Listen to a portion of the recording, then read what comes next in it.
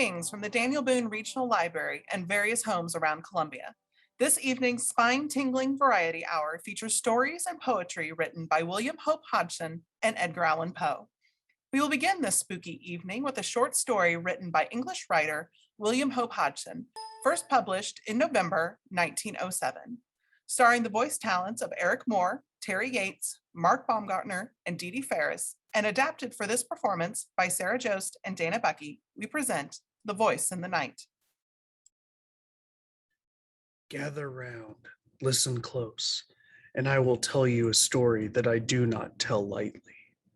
One night, many, many years ago when I was young, it was a dark, starless night.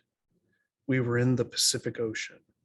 Our exact position I do not know, for the sun had been hidden during the course of our weary, breathless week by a thin haze which had seemed to float above us, descending and shrouding the surrounding sea. With there being no wind, we had steadied the tiller, and I was the only one on deck. The crew, consisting of 3 others, were sleeping, while Will, my friend, and the master of our little craft, was bunked up on the port side of the little cabin. Suddenly, from out of the surrounding darkness, there came a hail. "Schooner, ahoy!" The cry was so unexpected that I gave no immediate answer, because of my surprise. It came again, a voice curiously throaty and inhuman, calling from somewhere upon the dark sea away our port broadside. "Schooner, ahoy!" Hello? What are you? What do you want? You need not be afraid. I am only an old man. The pause sounded odd, but it was only afterwards that it came back to me with any significance. Why don't you come alongside then? I can't. It wouldn't be safe. What do you mean? What's not safe? What are you? I listened for a moment, but there came no answer. I stepped swiftly to the binnacle and took out the lighted lamp. At the same time, I knocked on the deck with the heel of my foot to wake Will. When I was back at the side, throwing the yellow funnel of light out into the silence, the silent immensity beyond our rail, as I did so, I heard a slight muffled cry and then the sound of a splash, as though someone had dipped oars abruptly. Hello there. What foolery is this?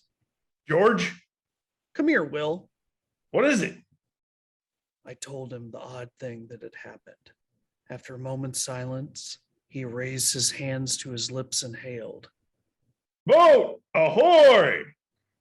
From a long distance, there came back to us a faint reply, and my companion repeated his call. Presently, after a short period of silence, there grew on our hearing the muffled sound of oars, at which Will hailed again. Put away the light. I'm damned if I will. Do as he says, George. Come alongside, sir. There's nothing to be frightened of on board here. Promise that you will not show the light. What's to do with you that you're so infernally afraid of the light? Because Because what? Hush, George. I'll handle him. See here, mister. This is a pretty strange business, you coming up on us like this, right out of the middle of the Pacific. How are we to know what sort of trick you're up to? You say there's only one of you? How are we to know unless we get a squint of you, eh? What's your objection to light anyway? As he finished, I heard the noise of the oars again, and then the voice came, but now from a greater distance, and it sounding extremely hopeless and pathetic. I am sorry. Sorry, I would not have troubled you, only I am hungry, and so is she. Stop. I don't want to drive you away. Come back. We'll keep the light hidden if you don't like it. George, this is damn strange, but I think there's nothing to be afraid of.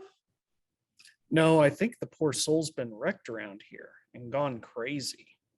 Shove that lamp back in the binnacle. Then, Will leaned over the rail and listened. I replaced the lamp and came back to his side.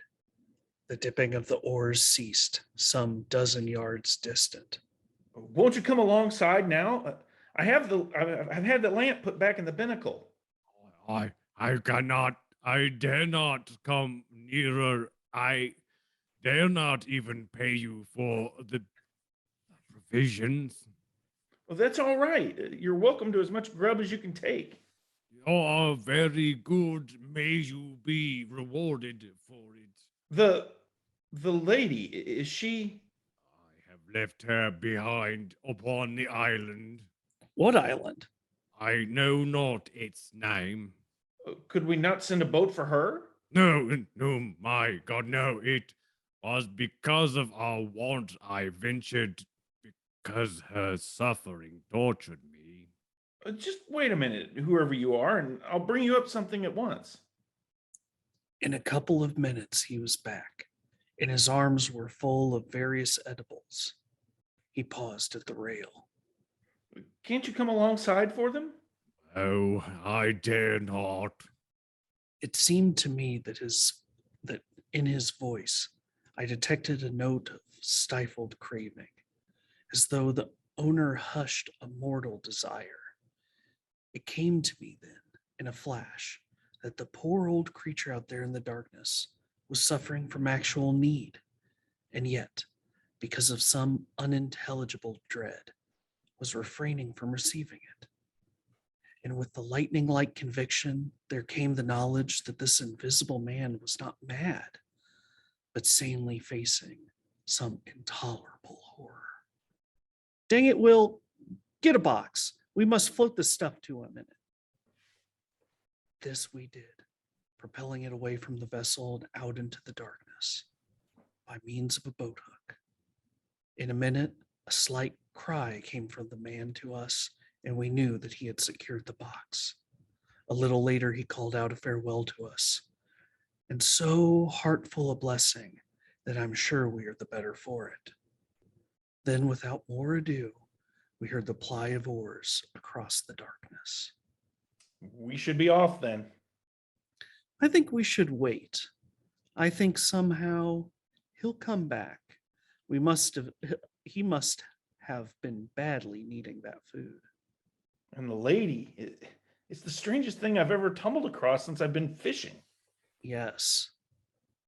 And so the time slipped away. An hour, another, and still Will stayed with me, for the adventure had knocked all desire of sleep out of him. The third hour was 3 parts through when we heard again the sound of oars across the silent ocean. Listen. He's coming, just as I thought. The dipping of the oars grew nearer, and I noted that the strokes were firmer and longer. The food had been needed.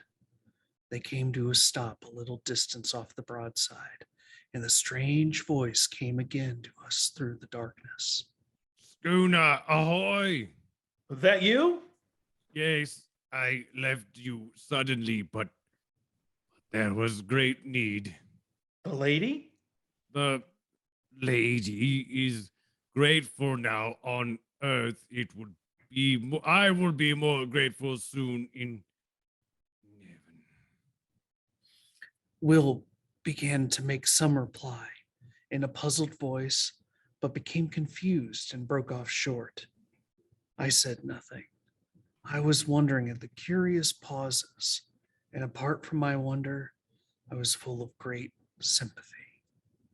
We, Elizabeth and I, have talked. We've spoken together upon that which has befallen us. We had thought to go out without telling anyone of the terror which has come into our lives. She is with me in believing that we should tell you all that we have suffered since Yes? the sinking of the Albatross. The Albatross left Newcastle for Frisco some 6 months ago and hasn't been heard of since.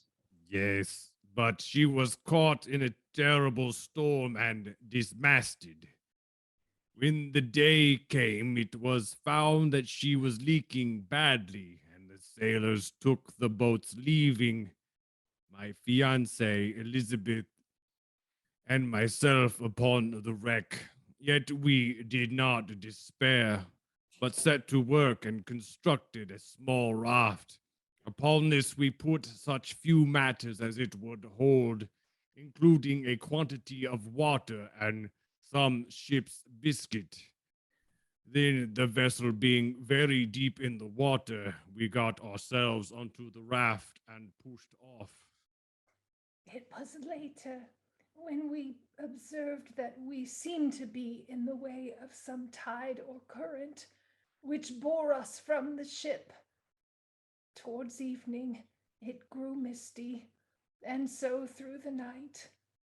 The next day, we were still encompassed by the mist, the weather remaining quiet.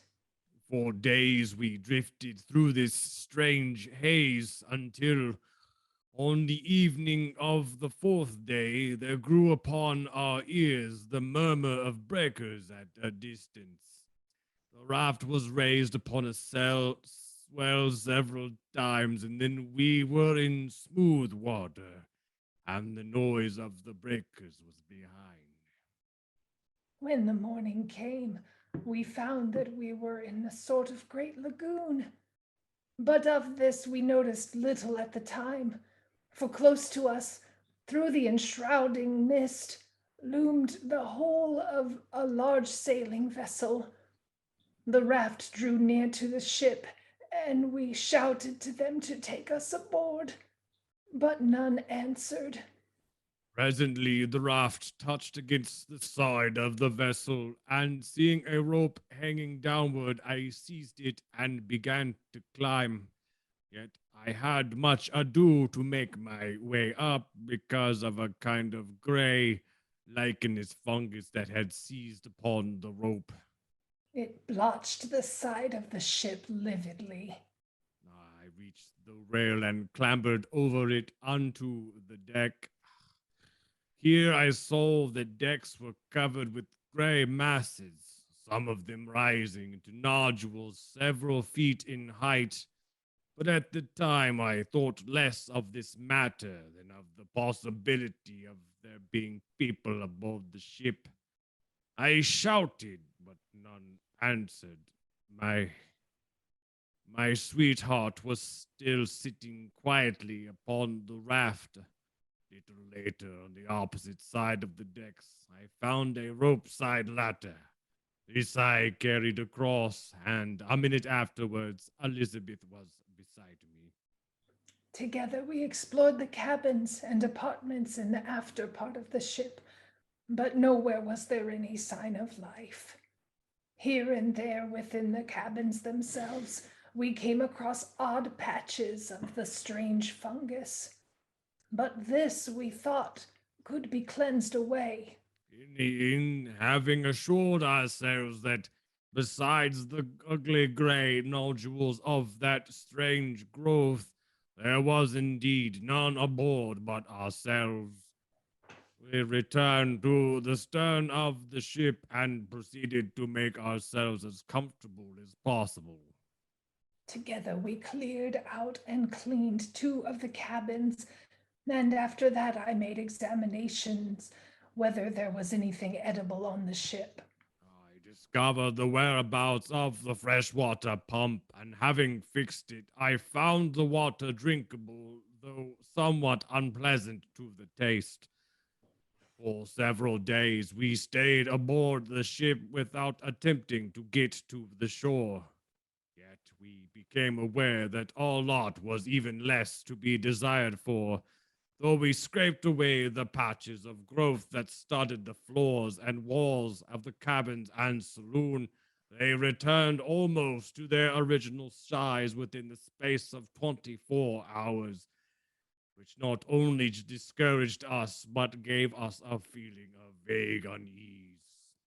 Still we would not admit ourselves beaten, so set to work afresh, and not only scraped away the fungus, but soaked the places where it had been with carbolic, a can full of which I had found in the pantry.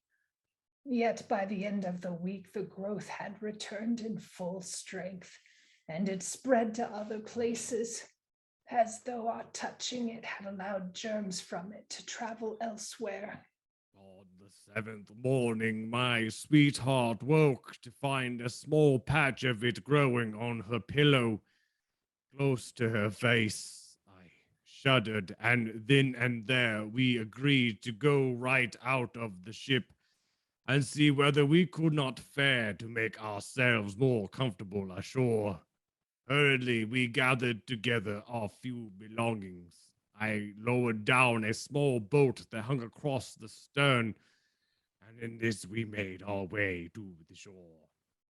As we drew near it, we became gradually aware that here the vile fungus, which had driven us from the ship, was growing riot. In places it rose into horrible, fantastic mounds, which seemed almost to quiver, as with a quiet life when the wind blew across them. Here and there it took on the forms of vast fingers, and in others it just spread flat and smooth and treacherous. In places it appeared as grotesque stunted trees, the whole quaking vilely at times. At first, it seemed to us that there was no single portion of the surrounding shore which was not hidden beneath the masses of the hideous lichen. Somewhat later, coasting along the shore at a little distance, we saw a smooth white patch of what appeared to be fine sand, and there we landed. It was not sand. What it was, I do not know.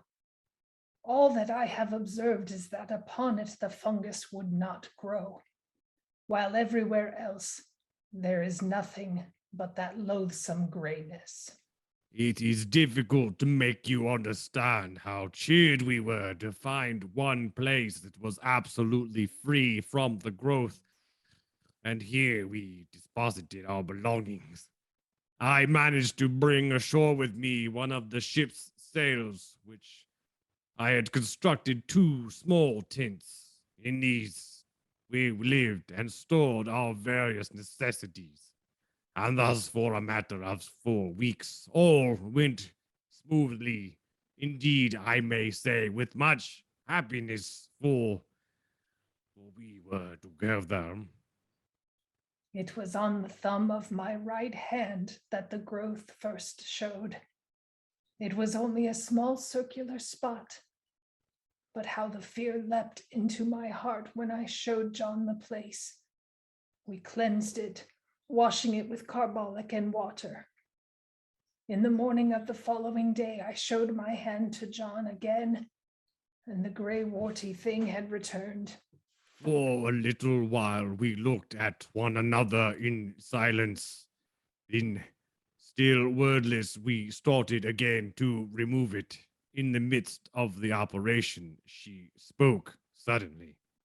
I noticed, on the side of his face, My finger rested upon the place, and then I knew. I decided to clean her thumb first, and she submitted, only because she was afraid to touch me until it was cleansed. I finished washing and disinfecting her thumb, and then she turned to my face. After it was finished, we sat together and talked a while of many things, for there had come into our lives sudden, very terrible thoughts. We were, all at once, afraid of something worse than death. We spoke of loading the boat with provisions and water and making our way out onto the sea, but the growth had attacked us already. we had now given up all thought or hope of leaving the island. We had realized that it would be unallowable to go among healthy humans with the things from which we were suffering. With this determination and knowledge in our minds, We knew that we should have to ration our food and water. We knew that we should have to use care in the matter of food, but we had no idea then how little food there was left of which to take care. It was a week later that I made the discovery that all of the other bread tanks, which I had supposed full, were empty. After learning this, I bestirred myself to do what I could and set to work fishing in the lagoon, but to no success. At this, I was somewhat inclined to feel desperate until the thought came to me to try outside the lagoon in the open sea. Here, at times, we caught odd fish, but so infrequently that they proved of but little help. It seemed to me that our deaths were likely to come by hunger, and not by the growth of the thing which had seized upon our bodies. Then I made a very horrible discovery. One morning I came off from the ship with a portion of the biscuits which were left. In the mouth of her tent, I saw my sweetheart sitting, eating something. I called out as I leaped ashore, yet on hearing my voice, she seemed confused and, turning, slyly threw something towards the edge of the little clearing. It fell short, and a vague suspicion had risen within me. I walked across and picked it up. It was a piece of the gray fungus. As I went to her with it in my hand, she turned deadly pale, then a rose red. I was not myself. I felt dazed and frightened. I did not know what was wrong with me or what was happening to us. She broke down and cried bitterly. Gradually, as she calmed, I got from her the news that she had tried the fungus the preceding day and liked it. I got her to promise on her knees not to touch it again, however great our hunger.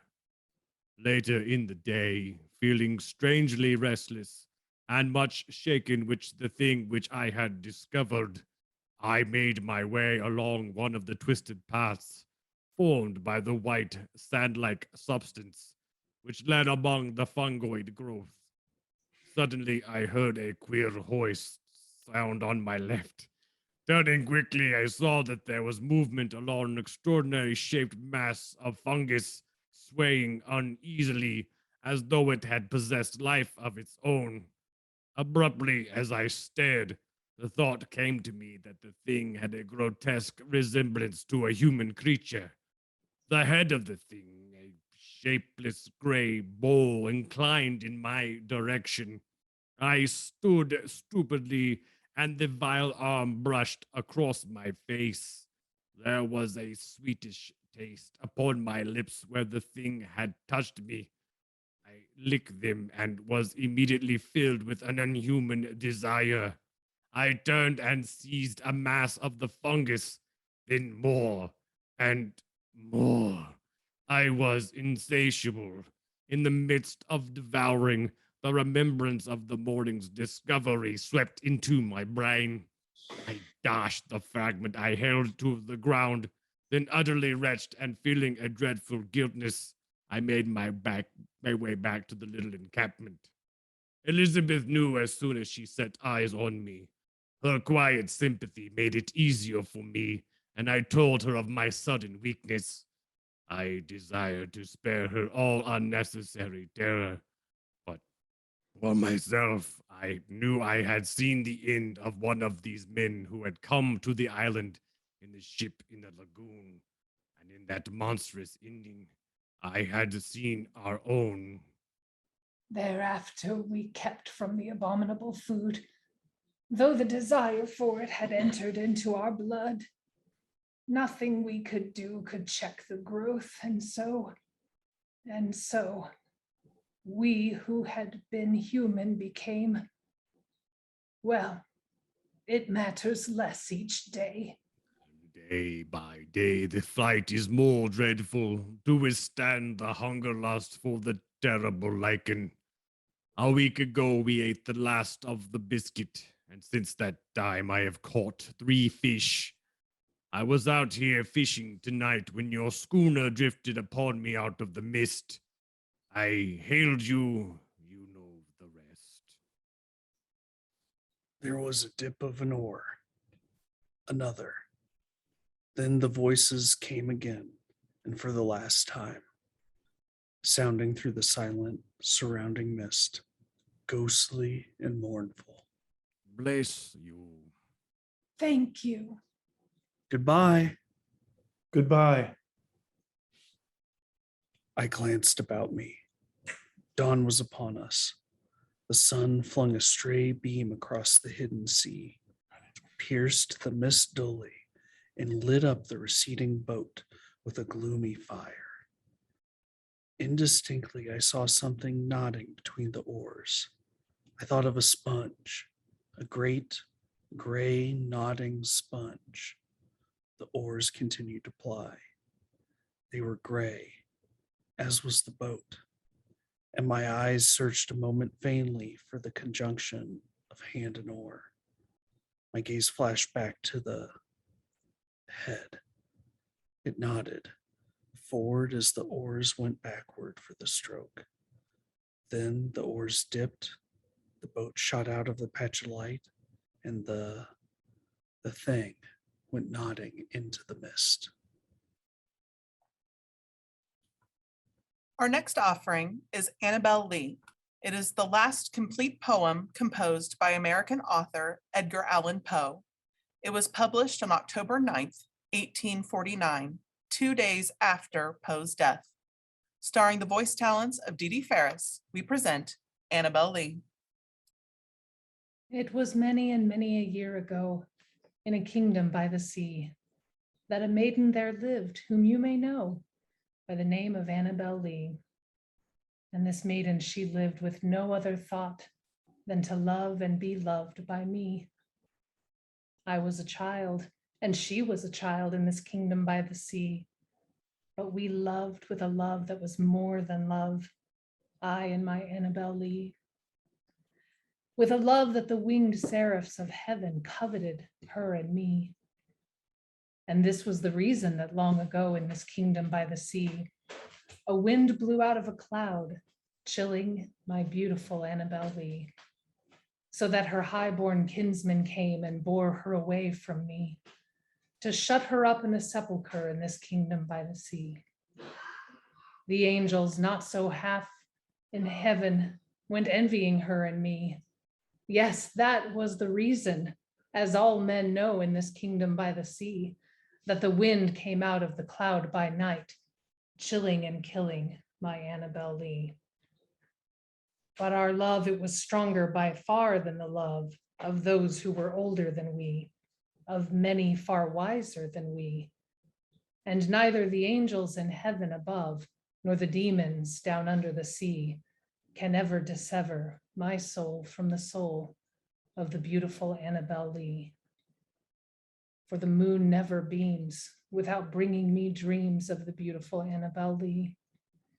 And the stars never rise, but I feel the bright eyes of the beautiful Annabel Lee. And so all the night tide, I lay down by the side of my darling, my life and my bride, in her sepulchre there by the sea, in her tomb by the sounding sea. The last story of the night is also by Edgar Allan Poe and was first published in the November 1846 issue of Godey's Lady's Book, which was at the time the most popular periodical in America. Adapted by Mark Baumgartner and starring the voice talents of Dana Bucky and Mark Baumgartner, we present The Cask of Amontillado.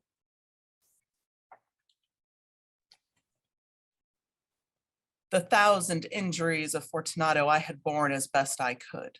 But when he ventured upon insult, I vowed revenge.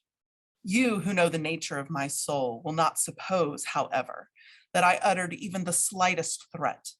However, in time, I would be avenged, and the very definitiveness with which it was resolved precluded the idea of risk.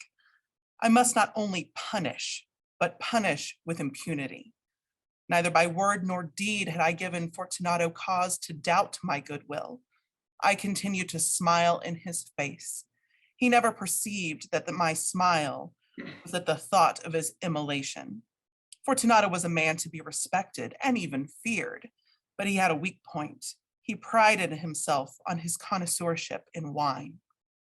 It was about dusk one evening during the supreme madness of the carnival season that I encountered my friend. He accosted me with excessive warmth, for he had been drinking heavily.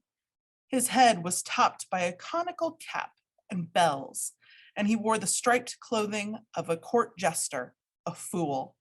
I was so pleased to see him that I thought I may never stop shaking his hand.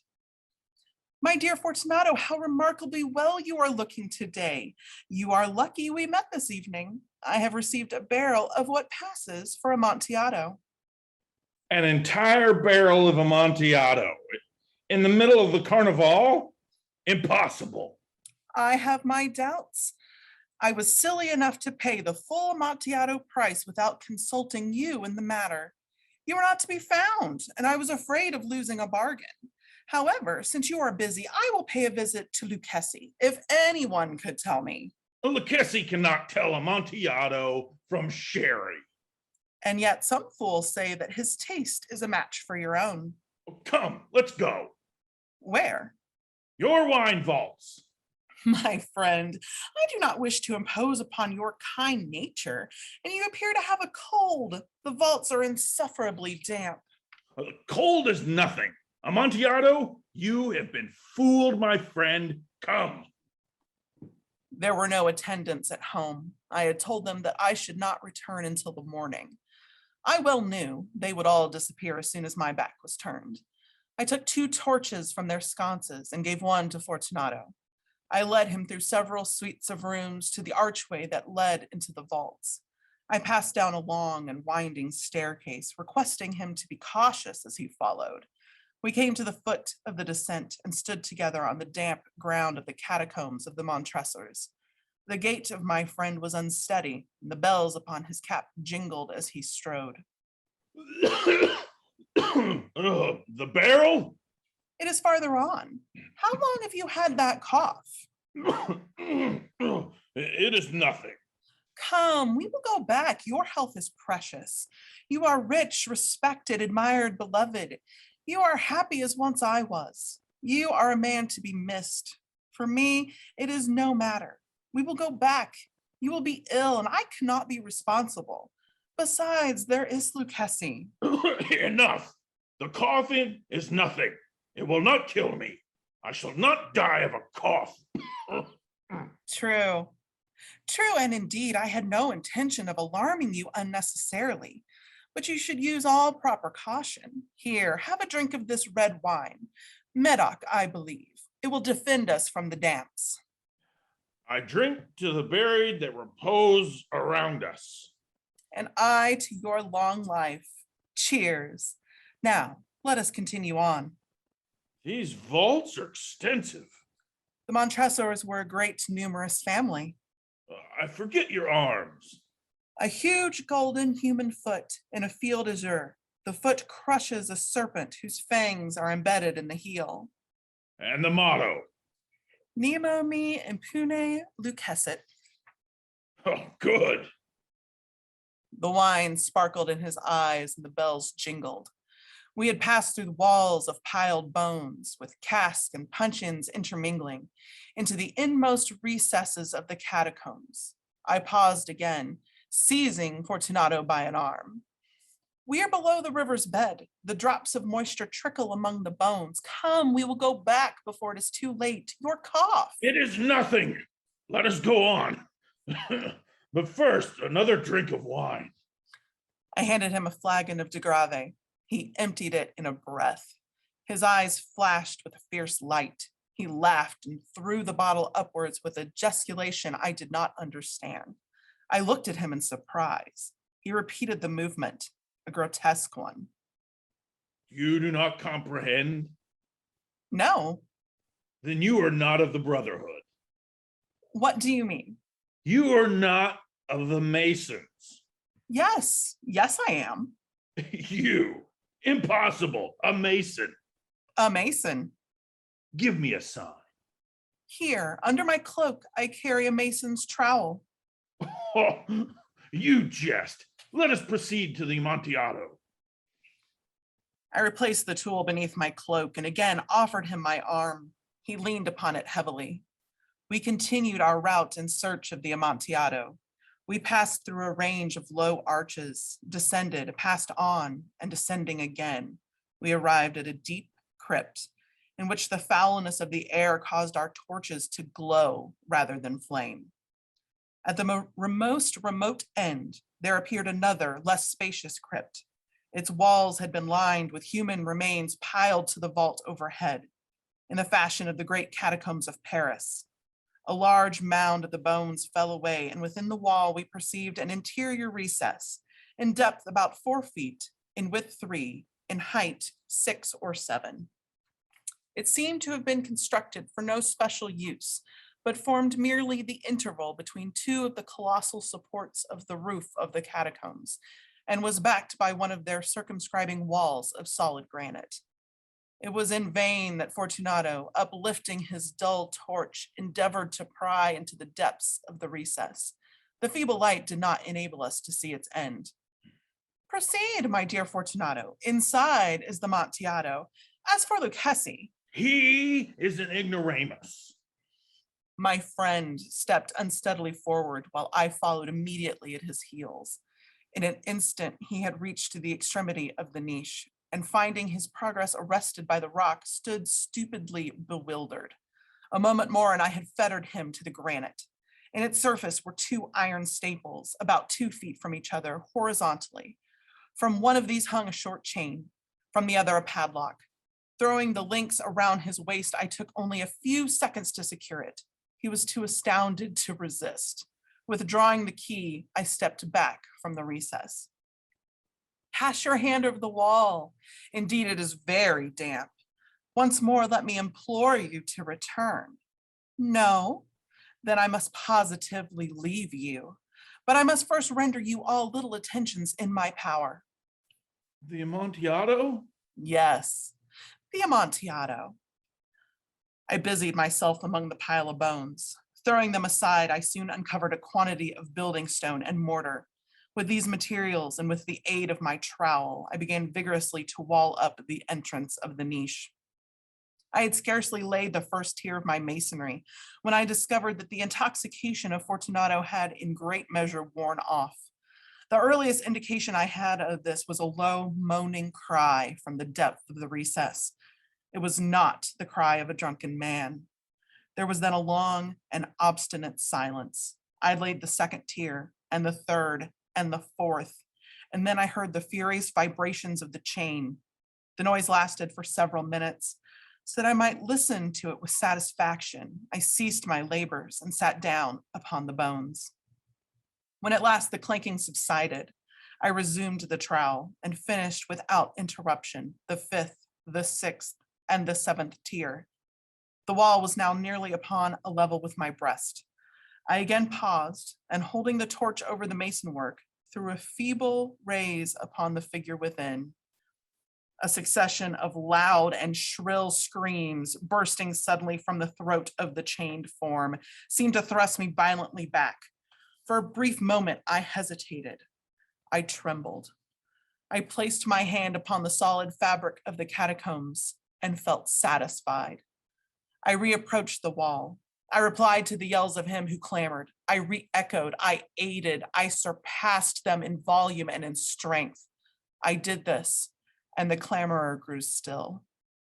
It was now midnight, and my task was drawing to a close. I had completed the 8th, the 9th, and the 10th tier.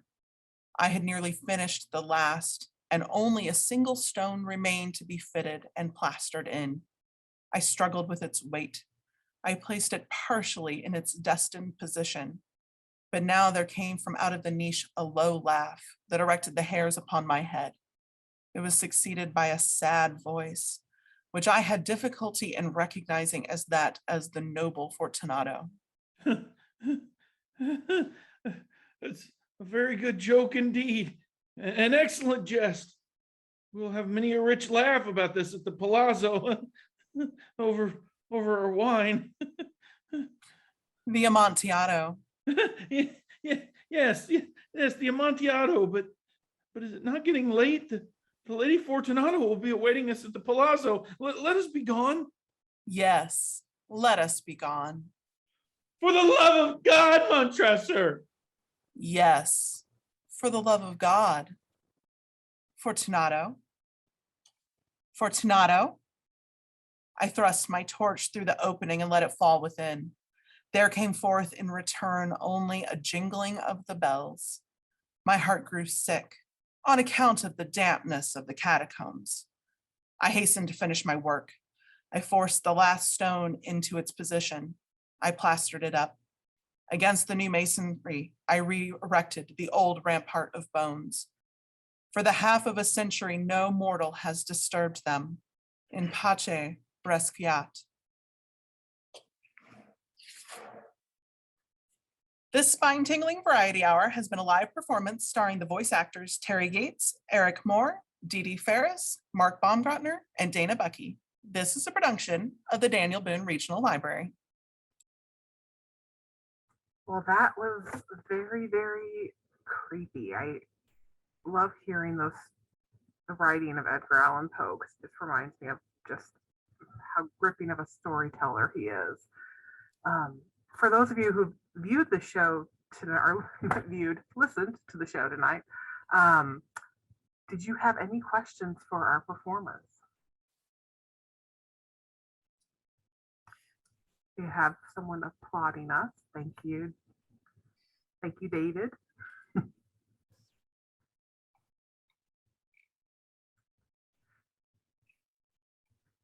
For our performers, these were stories of horror, and you guys have often done, I think, stories with a little bit of humor in them. Do you think is it easier to be scary or funny as performers, or what do you prefer? I would say it's probably easier to be funny than it is to be scary. Especially when, I don't know, maybe all those years being a class clown gave me a leg up, but I definitely feel like it's easier for me to be funny than to be scary, especially just, through my voice. I think your voice is pretty creepy. Thank you. Thank you. I enjoy comedy.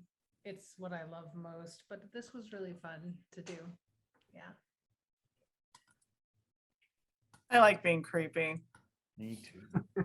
I like the scary stuff. I mean, comedy is fun too, but I feel like the opportunity to be a little creepy is less. I don't have that opportunity as much. And so when I do get the opportunity, I enjoy it all the more. I have a question that's been bothering me. So in the first story, The Voice in the Night, you know how they talk about the patches, like where the fungus didn't grow and it said we thought it was sand? It wasn't sand. What was it? Right. Like, I think about it. I'm like, if it wasn't sand, what was it? So I have one idea, but it's pretty over the top. So I was thinking, right, like what if, it's like they didn't give in to the urge, right? But what if like there's been countless before them, and seemingly this mold like takes everything over, like it probably ate that ship up very quickly.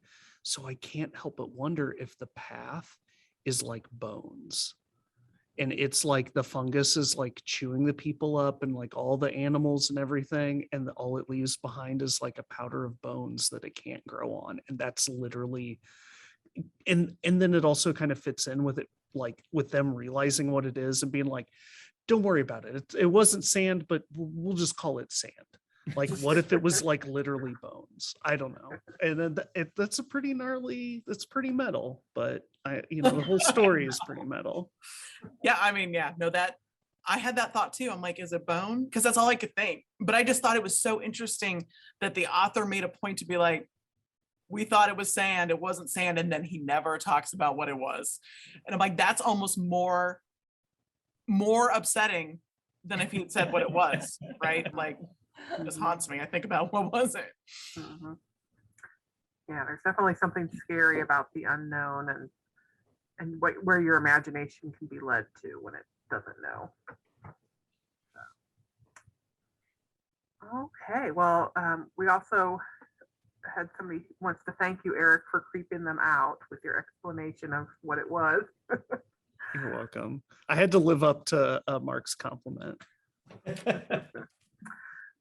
Well, I want to thank you guys again for performing. You guys always come through and do a fabulous job in helping to bring to life some great stories. And tonight was no exception. You did great.